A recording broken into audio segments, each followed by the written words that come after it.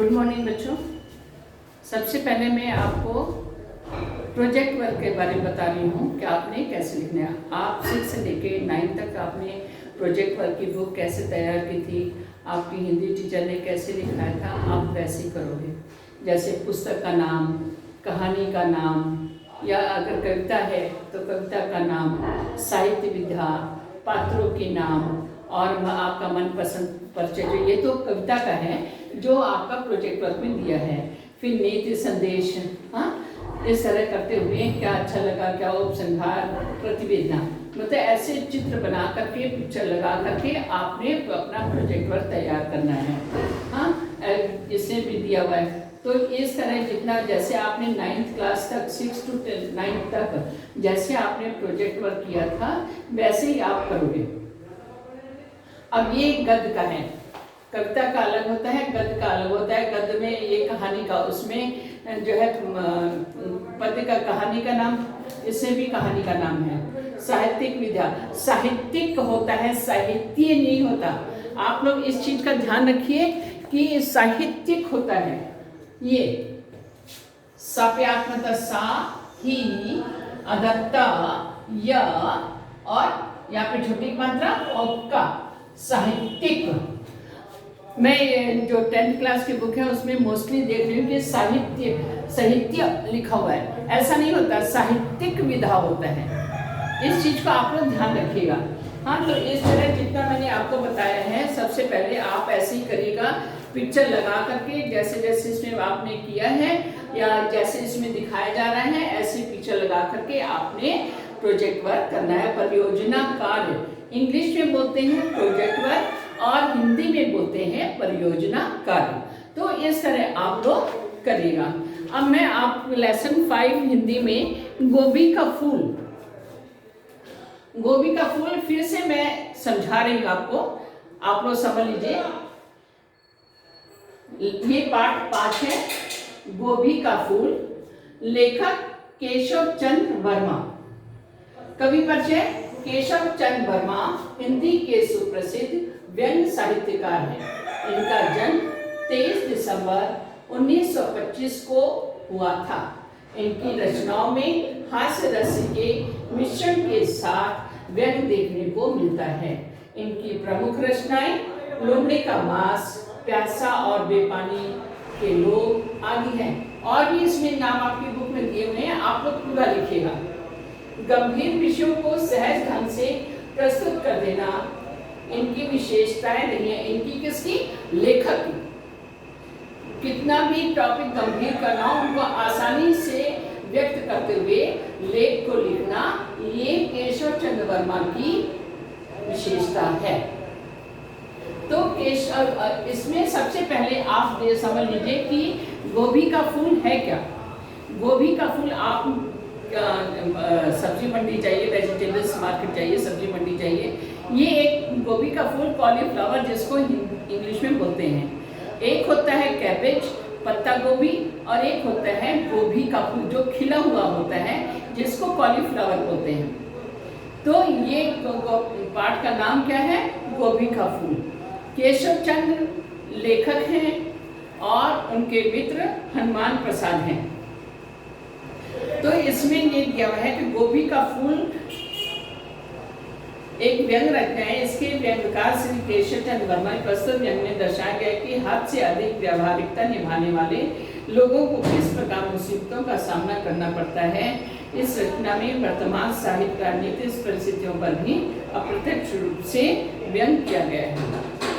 अब आपकी मम्मी या आपके पापा या घर का कोई भी सदस्य जब सब्जी लेने जाता है, वेजिटेबल्स लेने जाता है, तो कोशिश यही होती है कि हम ताज़ी सब्जियां लें। ताज़ी सब्जियां लें, देख के लेते हैं, मोल भाव करते हैं। अगर हमारे हिसाब से सही मिल जाता है तो हम सही खरीदते हैं, मोल सही दाम पे मिल जाता है तो हम सही दाम पे खरीद लेते हैं। अगर दाम ज़्यादा लगता है तो हम छोड़ देते हैं, या हम उसके साथ रिक्वेस्ट करके, निवेदन करके, भैया इतने नहीं, इतने में दे दो, तो रिक्वेस्ट करते हैं, तो हम अगर दुकानदार मान जाते हैं तो हमें सब्जी अपने ही हिसाब से अपने ही दाम के ऊपर हमें सब्जी मिल जाती है। और कई लोग ऐसे होते हैं जो रफली बात करते हैं दुकानदार कि नहीं आपको इतने में नहीं मिलेगा, आप दूसरी दुकान पे चले जाओ, तो इस तरह की होती है। तो कोशिश ये करनी चाहिए कि हमें हरी सब्जियां खानी चाहिए और ताज़ी खानी चाहिए। ताज़ी सब्जियां खाने से हमारे स्वास्थ्य पर बहुत असर पड़ता है, हम हृष्ट पुष्ट रहते हैं, हमारी आँखों की रोशनी बढ़ती है, हमारे शरीर में विटामिन प्रोटीन्स जो भी सब्जी में रहता है वो सब हमको मिलता है, हम तंदुरुस्त रहते हैं, हम स्वस्थ रहते हैं। इसके विपरीत अगर हम सब्जियों को बासी रख के खाते हैं या सड़ी गली सब्जियां लाकर खाते हैं या कई सब्जियों पर फफूंदी टाइप की लग जाती है, तो उस टाइप की सब्जियां खाने से वो स्वास्थ्य को हानिकारक पहुंचाता है, वो स्वास्थ्य के लिए लाभदायक नहीं होता है। तो मैं आपको बता रही हूँ कि लेखक केशव चंद्र और मुख्य पात्र कौन है, हनुमान प्रसाद, जो लेखक के मित्र हैं। तो एक बार लेखक इलाहाबाद से लखनऊ जाता है। लखनऊ जो यूपी की उत्तर प्रदेश की राजधानी है। लेखक इलाहाबाद से लखनऊ जाता है, सौभाग्यवश कहिए या दुर्भाग्यवश कहिए, जो भी, लेखक को उनका मित्र हनुमान प्रसाद मिल जाते हैं। हनुमान प्रसाद को हरी सब्जियां खाने का बहुत शौक है। वे बहुत ही दुकानदार से बहस करते हैं, जो उनकी झिड़कियाँ भी खाते हैं तो भी वो छांटते हैं और तरह तरह की उसमें बताते हैं कि ये सड़ी है, ये अच्छी नहीं है, बार्गेनिंग करते हैं, बहुत ज़्यादा दाम है, इस तरह करके वो जब भी सब्जी लेने जाते हैं दुकानदार से बहस करते हैं। सभी दुकानदार उनको पहचानते हैं। तो जब लेखक इलाहाबाद से लखनऊ जाते हैं तो उनको हनुमान प्रसाद जी जो उनके मित्र हैं उनको कहते हैं कि तुम लखनऊ जा रहे हो तो मेरे लिए गोभी के फूल यानी कॉलीफ्लावर वेजिटेबल, हाँ, उसको लेके आओ, जो 2-2 आने में मिलेगा। लेखक मित्र होने के कारण हनुमान प्रसाद को मना नहीं कर पाते हैं और वे हामी भर लेते हैं। आते समय जब वे वापस लौटते हैं तो वो चूँकि अच्छे घर के थे, उनके पास अच्छी सूटकेस थी, अच्छे कपड़े पहने हुए थे, लेकिन साथ में जो उन्होंने गोभी के फूल का झावा जिसमें बास्केट टाइप की थी जिसमें खूब सब्जियां लेकर गोभी के फूल रखे हुए थे वो लेकर के आते हैं। तो स्टेशन पर बहुत भीड़ होती है, पुलिस से रिक्वेस्ट करते हैं कि तुम मेरा सामान रखवा देना, इस तरह करके उनसे करते हैं। ट्रेन आती है, उसमें बहुत भीड़ होती है, बड़ी मुश्किल से उसमें चढ़ते हैं और उनको देख करके सब लोग तो पहले तो सोचते ये तो सब है, फिर इतनी सब्जियां लेके क्यों जा रहा, क्या वहाँ जहाँ ये रहते हैं वहाँ सब्जियां नहीं मिलती क्या, इस तरह करके उनके मन में फीलिंग। तो वो सब लोग बोलते हैं कि आप झाबे को उधर लेके जाओ, कोई कहता है कि आप सीट के नीचे रख दो, इस तरह करके वो किसी तरह चढ़ते हैं। तो फिर रास्ते में जो भी पैसेंजर चढ़ता था वो ये नहीं सोचता कि उसकी सब्जियां खराब हो रही है, नहीं, कोई पैर रख दे रहा था, कोई कैसे कर दे रहा था, मतलब सब्जियां सारी लखनऊ से इलाहाबाद आते आते उनकी सारी गोभी के फूल खराब हो चुके थे, वो खिले हुए नहीं थे, वो सब टूट फूट गए थे। फिर लेखक जब आते हैं तब वो खुद इलाहाबाद जब पहुँचते हैं तो वो सब्जी मंडी जाते हैं और वहाँ से सब्जियाँ ला करके अपने मित्र हनुमान प्रसाद को देते हैं और वे झूठ बोल के कहते हैं कि मैं ये सब्जियाँ लखनऊ से लेकर आया हूँ। उम्मीद है कि आपको ये पाठ का सारांश समझ में आ गया होगा। अब कोई प्रश्न देखिए। बापू हनुमान प्रसाद के स्वभाव पर अपने विचार रखें। हनुमान प्रसाद जी हरी सब्जियों के शौकीन है खाने के। वे हरी सब्जियों को स्वस्थ रहने के लिए हरी सब्जियों को खाना ज़्यादा उचित समझते हैं। उन्हें सब्जियों पर भाषण देना बहुत पसंद है।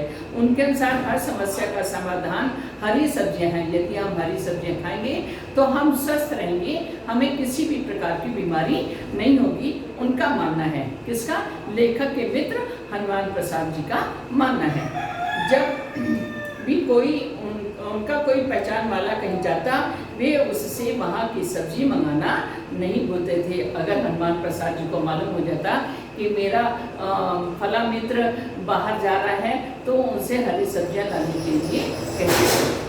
सेकंड क्वेश्चन, आदि कारण से क्या अभिप्राय है? आदि कारण का अभिप्राय आरंभिक कारण है। आदि माने पहले, आदि का अर्थ होता है पहले, और ये आदि कारण का मतलब प्रारंभिक कारण, शुरू में, बहुत पुराने समय में। हनुमान प्रसाद जी का मानना था कि संसार का आदि कारण हरी सब्जियां हैं। इसका मतलब है कि आदि काल में यानी बहुत पहले समय में लोग क्यों स्वस्थ रहते थे? इसलिए स्वस्थ रहते क्योंकि वे हरी ताजी सब्जियां खाते थे, ताजे फल खाते थे, दूध पीते थे।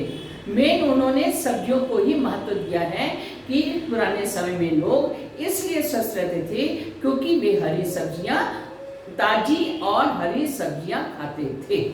आदि कारण का अर्थ यही है। बाबू हनुमान प्रसाद जी के सब्जी ज्ञान पर टिप्पणी कीजिए। हनुमान प्रसाद जी को हरी सब्जी का वर्ज है। किस सब्जी में कितने विटामिन होते हैं? कितना लोहा, कितना चूना, कितना कत्था, कितनी लकड़ी, कितना ईटा, कितना गारा वगैरह आदि। इसका उन्हें विशद मतलब बहुत गहरा विशेष ज्ञान था। वास्तव में ये एक अद्भुत प्रकार के सब्जी विशेषज्ञ थे।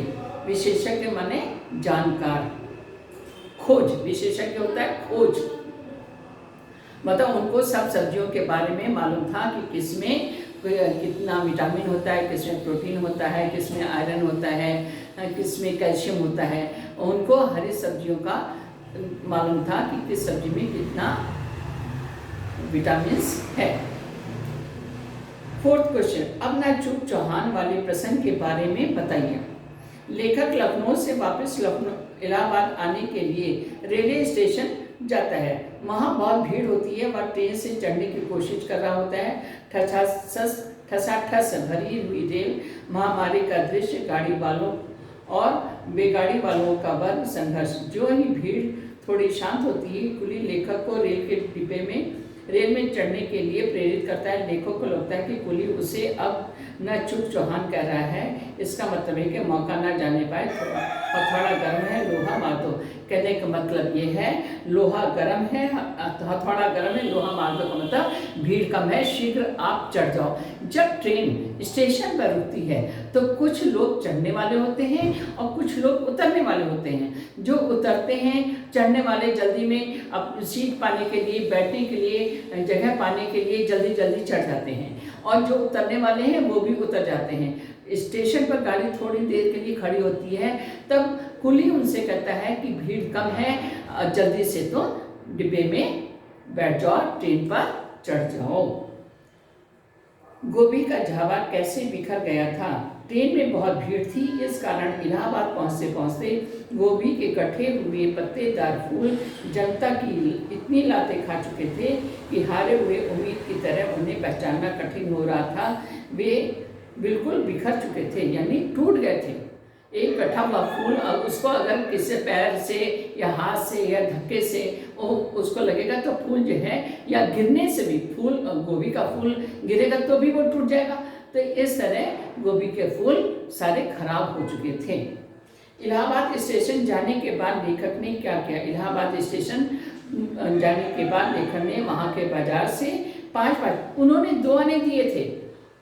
लखनऊ जब उनका मित्र लेखक जा रहे थे तब उन्होंने उनको 2-2 आने के हिसाब से गोभी के फूल लाने के लिए कहा था, लेकिन वहाँ पर वो 3-3 आने के लाते हैं। उसके बाद जब गोभी के फूल खराब हो जाते हैं तो इलाहाबाद सब्जी मंडी जाकर के 5-5 आने के फूल लाकर के उन्हें देते हैं और अपने मित्र को बोलते हैं कि मैंने 2-2 आने के फूल ये गोभी के फूल खरीदे हैं, जो मैं लखनऊ से लेकर आया हूँ। अपना सम्मान, अपना इज्जत बचाने के लिए उन्होंने अपने मित्र से झूठ बोला।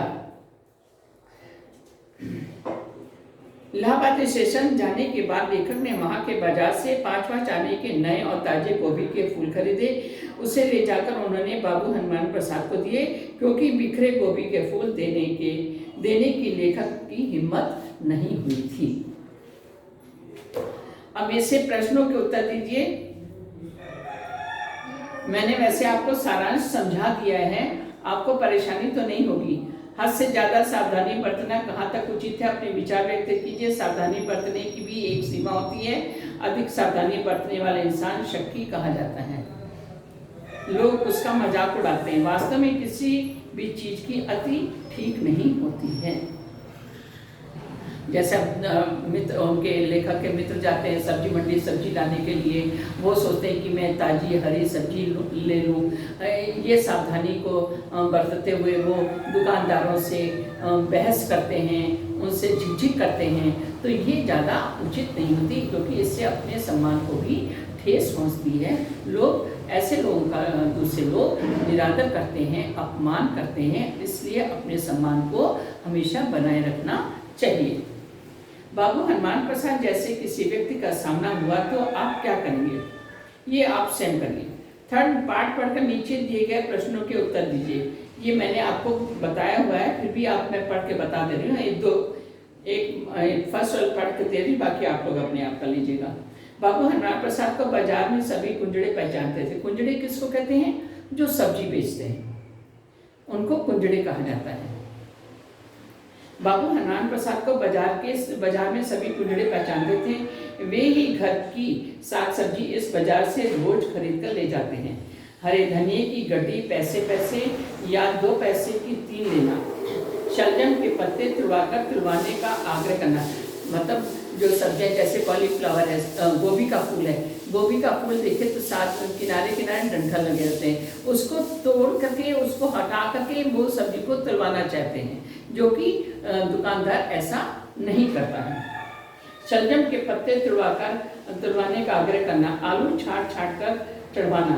सड़ा कुमड़ा, जिसको पंपकिन बोलते हैं, इंग्लिश में कुमड़ा को क्या बोलते हैं? पंपकिन। सड़ा कुमड़ा दूसरे दिन कटा हुआ वापस कराना और अरबी धुलवाकर मिट्टी हटा कर लेना आदि अनेक ऐसी बातें हैं जिनके कारण सब्जी मंडी का कोई कुंजड़ा उन्हें अपने पास नहीं बुलाना चाहता था, क्योंकि उनसे हानि की संभावना बनी रहती है। लोग सब्जी लेके जाते हैं, दुकानदार क्या सोचता है, ग्राहक आया है सब्जी ले और चला जाए। फिर दूसरा, क्योंकि उस सब्जी लेने वाले बहुत लोग रहते हैं, वो एक ग्राहक से बहस नहीं कर सकते, इसलिए उनको बहुत ही झुंझलाहट होती है ऐसे ग्राहकों से जो बहुत अधिक बहस करते हैं।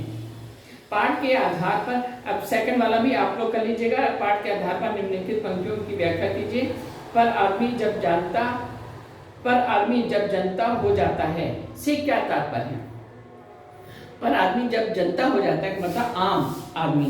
लेखक ने इस व्यंग में लोगों की दायित्वहीनता पर व्यंग किया है।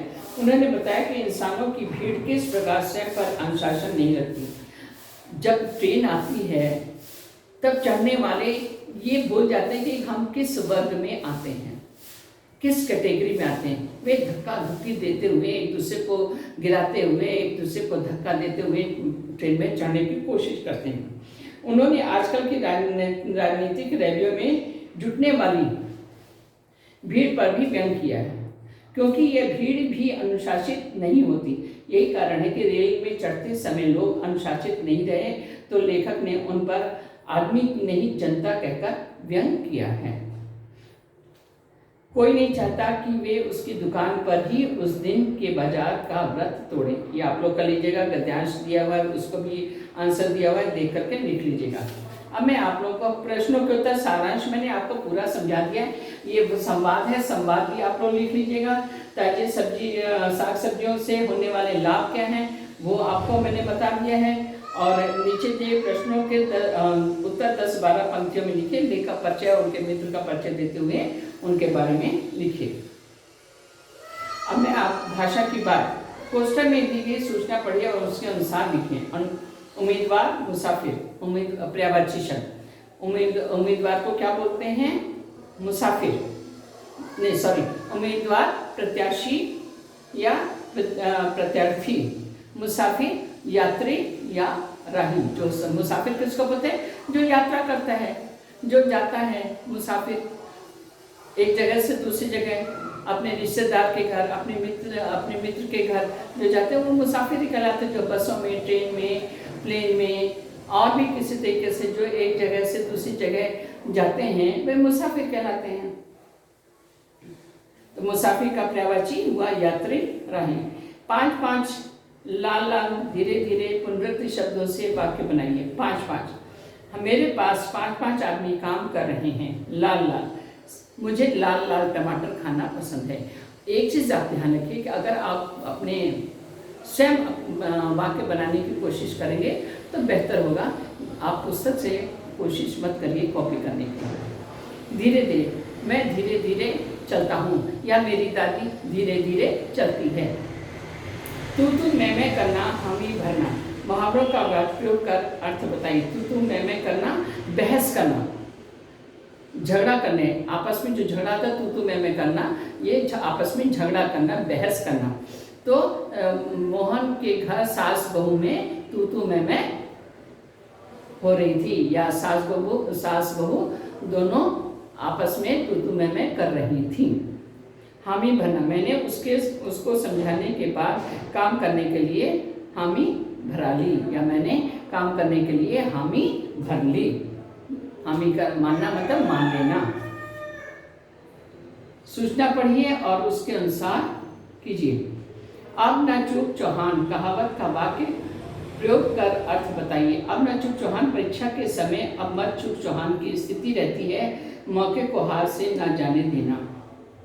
कहने का मतलब है परीक्षा के समय मत चूक चौहान, मतलब हमें एग्जाम के लिए खुद तैयार होकर जाना चाहिए। दूसरों के ऊपर नहीं निर्भर रहना चाहिए कि हमारी परीक्षा कब है, हमको दूसरा बताएगा तब हम जाएंगे, या हमें ये मतलब थोड़ा पढ़ना है दूसरे से पूछ लेंगे, ऐसा नहीं करना चाहिए। अब न चूक चौहान, परीक्षा के समय अब मत चूक चौहान की स्थिति बनी रहती है, मौके को हाथ से न जाने देना चाहिए। मतलब कई लोग ऐसे होते हैं ना कि खुद तो पढ़ के नहीं जाते हैं, कुछ जो है पुर्जी बना के लेके जाते हैं, तो एक दूसरे को देख करके लिखने की करते, तो एक दूसरे को देख करके लिखना भी कि प्रिंसिपल या टीचर जो ड्यूटी कर रहे होते हैं वो अगर 1 सेकंड के लिए बाहर दरवाजे पर या इधर उधर राउंड कर रहे होते हैं तो एक दूसरे से नकल कर लेना, ये भी इसका अर्थ निकलता है। मौके को हाथ से न जाने देना। हरी सब्जी, नमक मिर्च, अठन्नी, निशस्त्रीकरण समास पहचानिए। हरी सब्जी कर्मधारय। अब आपको कारक के चिन्ह मालूम होगा, कर्ता ने कर्म को करण से। हाँ, हरी सब्जी, तो हरी सब्जी क्या हो गया, कर्मधारय समास। नमक मिर्च द्वंद्व समास, नमक और मिर्च इसमें और आएगा। हरी सब्जी और अठन्नी द्विगु समास, क्योंकि ये संख्या बताते हैं। द्विगु समास वो होता है जो संख्या बताता है। अठन्नी 5 रुपए, 10 रुपए, 100 रुपए, जिसमें हमें संख्या का अनुमान होता है वो द्वंद्व समास कहलाता है। निशस्त्रीकरण अव्ययी भाव, जिसमें कोई भी भाव नहीं होता, जिसको देख करके हमें खाली फीलिंग होती है, हम महसूस करते हैं। जैसे किसी को चोट लगती है, लग गई, अरे इसको कैसे चोट लगी, तो ऐसे निशस्त्रीकरण जो है वो अव्ययी भाव समास हुआ। नीचे देख उदाहरण के अनुसार पाठ या अन्य किसी स्रोत की इसी तरह के वाक्य ढूंढकर लिखिए। ये आप लोग लिख लीजिएगा, ये दिया हुआ है। उसके बाद नीचे ये रेखांकित शब्दों के स्थान पर नीचे दिए गए शब्दों का प्रयोग कर वाक्य फिर से लिखिए। ये आप लोग वाक्य कर लीजिएगा। वाक्य प्रयोग है, कुछ भी नहीं है, दिया हुआ है, आप लिख सकते हैं। परियोजना का स्वास्थ्य के लिए हरी सब्जी की अत्यंत आवश्यकता है। इससे प्राप्त होने वाले पोषक तत्वों की जानकारी इकट्ठा कर एक तालिका बनाइए, एक सूची बनाइए। समझ में, इस सूची बनाइए।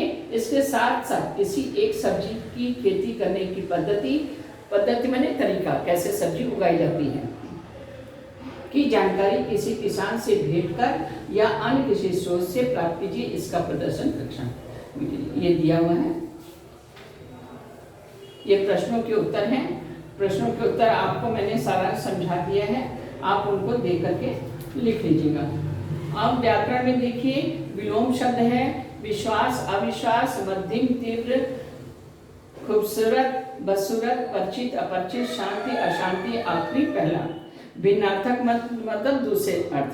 हर का भिन्नार्थक शब्द क्या होगा, प्रति और शिव।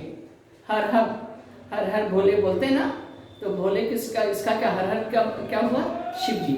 और हर का अर्थ क्या है, हर दिन जैसे होता है। हर का अर्थ होता है प्रत्येक। भेंट मुलाकात, उपहार। मुलाकात, जहाँ हम किसी से मिलते तो हम आज हमारी भेंट हमारे मित्र के पिता से हुई। उपहार, मैंने अपने मित्र को उसके जन्मदिन पर कीमती वस्तु भेंट की। मैंने अपने मित्र के जन्मदिन पर एक खूबसूरत उपहार भेंट की। भेंट किया भी हो सकता है, कीमती भेंट किया। पता, मालूम स्थान की जानकारी। मन, हृदय, एक भार का मात्रक। पहले जैसे अभी किलो चल रहा है, किलो, ग्राम, 100 ग्राम, 50 ग्राम, ऐसे पहले पाव, किलो, पाव बोलते थे। 250 ग्राम्स को पाव बोलते थे, 500 ग्राम्स को आधा किलो बोलते थे, और 1000 ग्राम्स को किलो बोलते थे। और मन होता था 40 किलो, 40 सेर। पहले सेर, सवा सेर, पाव, आधा, इस टाइप के चलता था। तो मन होता था 40 सेर का एक मन होता था, जिसको आजकल हम क्विंटल बोलते हैं। किलो को जब हम लेते हैं तो क्विंटल के साथ 1000 किलो को हम क्विंटल बोलते हैं। ऐसे 40 सेर को हम मन बोलते थे। वो अब पद्धति चली गई है, क्विंटल आ गया है, ग्राम्स आ गए हैं, किलोग्राम्स आ गए हैं। पहले सेर, सवा सेर, हाँ, ऐसे चलते थे, मन चलता था। मन का अर्थ होता है, जैसे आजकल हम लोग क्विंटल बोलते हैं, ऐसे ही पहले मन बोलते थे। जो 40 किलो अनाज अगर होता था तो हम लोग एक मन अनाज कहते थे। अब उपसर्ग में देखिए, खूबसूरत में खूब, बदबू में बद, अतिरिक्त में अति, बदसूरत में बद, खुशहाली में खुश, उपदेश में उप, खुशबू में खुश, बदहाली में बद, वही दिया हुआ है बार बार। प्रत्यय में देखिए, उपसर्ग पहले लगता है, प्रत्यय बाद में लगता है ना।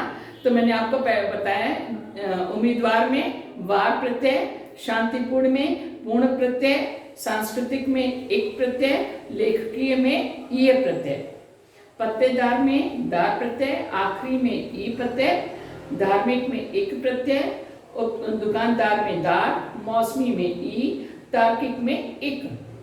अब शोध शब्द, तत्सम और तद्भव। जैसे खड़ी बोली होती है, गांव में लोग इस तरह के ही वर्ड ज़्यादा यूज करते हैं। संस्कृति, गांव, अग्नि, खेत, वायु, सूरज। संस्कृति, गांव में संस्कृति ज़्यादा दिखाई देती है। गांव के लोग संस्कृति का बहुत अधिक पालन करते हैं। संस्कृति जिसमें रीति रिवाज वगैरह आते हैं, व्यवहार, आचरण, हाँ, तौर तरीके। संस्कृति का अर्थ होता है तौर तरीके। हस्ती, हाथी, कुंजड़े, देशज विदेशी। कुंजड़े कहाँ दिखाई मिलते हैं? बाजार में। गड्डी, झाबा, डंठल, बाजार, मर्ज, सफर, फरमाइश। कहने का मतलब है कि आपको अपनी बुक से छांट करके तत्सम शब्द छांट के लिखना है, तद्भव शब्द छांट के लिखना है, देशज शब्द छांट के लिखना है, और विदेशी शब्द छांट करके ये लिखे हुए हैं। अब मुहावरे हैं, मुहावरों का वाक्य प्रयोग किया हुआ है। पुनरुक्त शब्द, हाँ, जैसे एक शब्द का बार बार आना, जैसे पैसे पैसे, हरा हरा, हाँ, धीरे धीरे, इस तरह एक शब्द के बार बार आने को पुनरुक्ति कहते हैं। ये दिए हुए हैं, इसको आप कर लीजिए। संधि विच्छेद देखिए, संधि विच्छेद में टुकड़े किए जाते हैं। सूर्योदय, सूर्य प्लस उदय, गुण संधि। सूर्यास्त, सूर्य प्लस अस्त, स्वस्तिक संधि। सज्जन, सत प्लस जन, व्यंजन संधि। एक प्लस एक, वृद्धि संधि। निष्कपट, अब इसमें श जो है आह में चेंज हो गया, निह प्लस कपट, विसर्ग संधि। स्वागत, सु प्लस आगत, यण संधि। समास दिया हुआ है। गोभी, फूल वाली गोभी, कर्मधारय। फूल वाली गोभी, कर्मधारय समास। ऊंच नीच, ऊंच और नीच। द्वंद्व समास, नमक मिर्च, नमक और मिर्च, द्वंद्व, साग सब्जी, साग और सब्जी, द्वंद्व, डाक टिकट, डाक का टिकट, कर्ता का चिन्ह क्या होता है? का, सब्जी मंडी, सब्जी की मंडी, तत्पुरुष समास। और ये दिया हुआ है, इसमें आपको बताना है, ये 3 लाइन्स दिए, इसमें से आपको बताना है कि जिसमें अंडरलाइन किया है कि वो किस में आते हैं, संज्ञा आता है, सर्वनाम आता है, क्या आता है, ये इसमें आपको बताना है। काल पहचानिए, फूल जरा इकट्ठा हुआ लीजिएगा। आपको मालूम वर्तमान में जो हम काम कर रहे हैं, आज जो काम हो रहा है वो वर्तमान काल, जो हम कर चुके हैं वो भूतकाल, आगे हम जो करेंगे वो कौन सा काल कहलाएगा? भविष्य काल। तो भविष्य काल में गा गे गी आता है और उसमें काम के समाप्त हो जाने का पता चलता है, और था, थी, थे, ये सब का प्रयोग आता है। वर्तमान में है, हो रहा है, कर रहा है, जा रहा है, खा रहा है, पी रहा है, इस तरह ये वर्तमान काल में आता है। तो इसे फूल जरा गट्ठा हुआ लीजिएगा, गा का मतलब भविष्य काल, आप जो खरीदिएगा वो गट्ठा हुआ फूल लीजिएगा, खिला हुआ फूल मत लीजिएगा। ये भविष्य काल, बिखरा हुआ फूल जल्दी खराब हो जाता है, ये नहीं वर्तमान काल, लौटने का वक्त हो आया, भूतकाल। हनुमान प्रसाद जी को हरी सब्जी का मर्ज है, वर्तमान काल। ये पूरा आप अब इसमें से देख करके कर लीजिएगा। स्वतंत्रता बरतने की दृष्टि से इसका शुद्ध रूप क्या होगा? स्वतंत्रता। स्वतंत्रता में आप देखिए डी वाला करेक्ट है। स्वतंत्रता, ये इसमें गलत लिखे हुए हैं, 3 ऑप्शंस जो है, ए रॉन्ग है, बी रॉन्ग है, सी रॉन्ग है और डी राइट है। जल में रहने वाले जीव कहलाते हैं, इसमें रा नहीं लिखा हुआ है, वाक्य में रा नहीं लिखा है। जल में हने वाले जीव कहलाते हैं, हने नहीं होता रहने। 31 वाला देखिए, जल में रहने वाले जीव कहलाते हैं जलचर, जो जल में रहते हैं, पानी में रहते हैं, वो क्या कहलाएंगे? जलचर।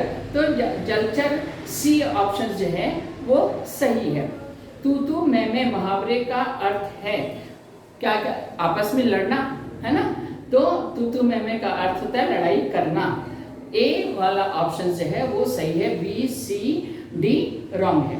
पत्र शब्द के भिन्नार्थक शब्द लिखिए। अब पत्र का अर्थ होता है ए, इसमें भी देखिए ए वाला सही है। पत्र का मतलब होता है पत्ता, और पत्र का होता है चिट्ठी देना, आदि मतलब मैसेज देना, जिसके द्वारा हम देते हैं संदेश। तो ए वाला सही है, बी वाला रॉन्ग है, क्योंकि पत्ता फूल नहीं होता, धन व्यय नहीं होता, लगान धन नहीं होता। तो 33 में ए वाला ऑप्शन जो है वो राइट है, बी सी डी रॉन्ग है। कल के भिन्नार्थक शब्द लिखिए। इसमें भी आपका ए सही है, बी रॉन्ग है, सी रॉन्ग है, डी रॉन्ग है। पर शब्द के भिन्नार्थक शब्द लिखिए।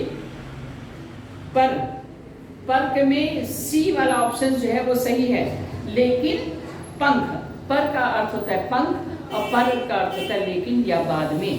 तो इसमें जो है 36 में सी ऑप्शन जो है वो सही है, ए गलत है, बी गलत है और डी गलत है। फरमाइश शब्द स्रोत की दृष्टि से क्या है? विदेशी, नहीं देशज, सॉरी देशज। सब्जी शब्द कौन सा लिंग है? स्त्रीलिंग, पुल्लिंग, नपुंसक। सब्जी क्या है? स्त्रीलिंग, ये सही है। नौकरी शब्द का लिंग कौन सा है? स्त्रीलिंग। यात्रा शब्द कौन सा लिंग है? पुल्लिंग, नहीं नपुंसक लिंग। सी राइट है, ए रॉन्ग है, बी रॉन्ग है, सी राइट है और डी बी रॉन्ग है। यात्रा वचन बदलिए, यात्राएं, सी ऑप्शन सही है, ए रॉन्ग है, बी रॉन्ग है और डी रॉन्ग है।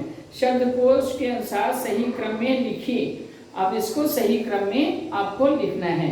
सही क्रम कैसे आएगा? देखिए, मात्रा पहले क्या आती है? बड़ा की मात्रा, फिर छोटी ई की मात्रा, फिर बड़ी ई की मात्रा, फिर छोटा ऊ, बड़ा ऊ, री, ए, आई, ओ, औ। ऐसे ही वर्णों के आधार पर आप मात्रा लगा करके इसमें आपने लिखना है।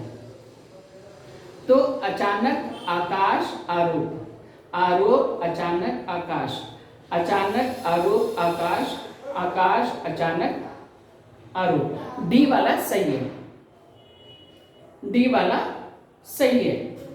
आकाश अचानक आरोप।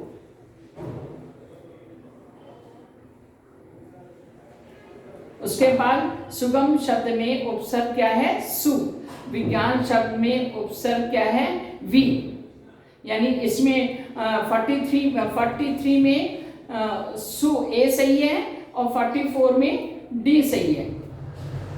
अनुमान शब्द में उपसर्ग क्या है? मान, मा, सॉरी उपसर्ग पुरुष है, सॉरी। अनुमान शब्द में उपसर्ग क्या है? अनु, डी सही है। अनुचित शब्द में उपसर्ग क्या है? अनु, बी सही है। वैज्ञानिक शब्द में प्रत्यय क्या है? इक, डी सही है। 47 में डी सही है। सुंदरता शब्द में प्रत्यय क्या है? ता, सी सही है। वासी में प्रत्यय क्या है? बड़ी ई, क्योंकि वासी सा पे बड़ी ई की मात्रा लगी हुई है। वास माने रहना। हम भारत के वासी हैं, हम भारत में रहते हैं। तो सी पे कौन सी मात्रा आई है? बड़ी ई। तो इससे प्रत्यय क्या होगा? बड़ी ई। 49 में बड़ी ई, सी जो है वो करेक्ट है। उम्मीदवार में प्रत्यय क्या है? उम्मीदवार, ए सही है। और 1998 कहलाता है 1998 यानी डी ऑप्शन जो है वो सही है। बाकी अब मैंने आपको पूरा समझा दिया, अब आप लोग पूरा कर लीजिएगा। अगर कहीं भी शंका होगी, समझ में नहीं आएगा, तो आप लोग पूछ सकते हैं, फोन कर दीजिएगा या स्कूल में आ जाइएगा, मैं आपको समझाऊंगा। धन्यवाद।